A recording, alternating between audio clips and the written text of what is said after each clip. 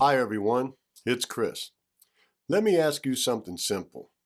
When you walk into the grocery store, have you ever stopped to think about how the food actually got there? Not the bread, not the price, but how it physically arrived on that shelf. Because most of us don't think about it. We just expect it to be there, and most of the time, it is. But here's something interesting. Modern stores don't really store much anymore. They're more like transfer stations. Food comes in and goes right back out. Every day, trucks arrive overnight, shelves get restocked. Customers buy it, repeat. Which means most stores only have a few days worth of food at any time. Not weeks, not months, days. Picture your local supermarket. Everything looks full. Fresh produce, meat, milk, bread. But behind the scenes, the store depends on trucks showing up constantly. If deliveries stop for just a couple days, you'd notice fast. Milk gone, bread gone, water gone, paper goods gone. Not because people panic, just because there isn't much extra sitting around. Modern life runs just in time, not just in case. And it's not just groceries. Almost everything you own arrived by truck at some point. Medicine, electronics, car parts, clothes, building materials. If trucks stop moving, the country slows down fast. Because trucks are basically the bloodstream of the economy.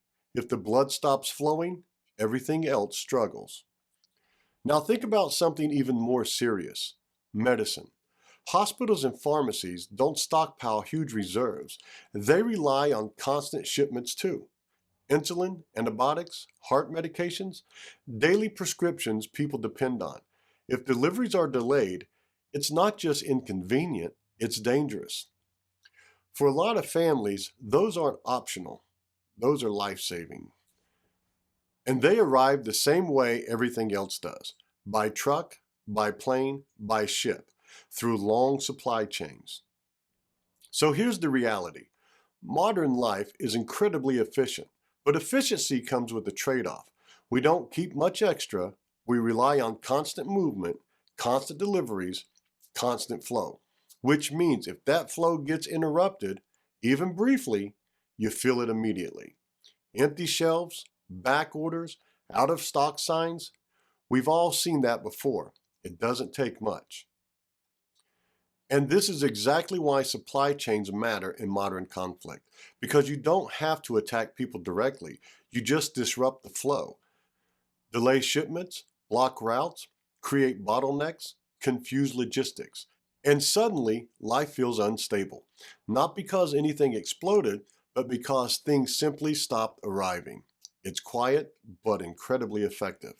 And again, who feels this first? Not politicians, not news anchors, regular families. Parents trying to buy food, someone trying to refill a prescription, a small business waiting on parts. Everyday people. That's who feels it first. That's who always feels it first.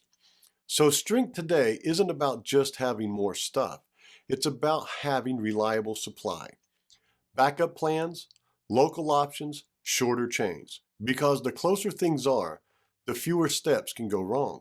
And fewer steps usually means more stability. That's resilience.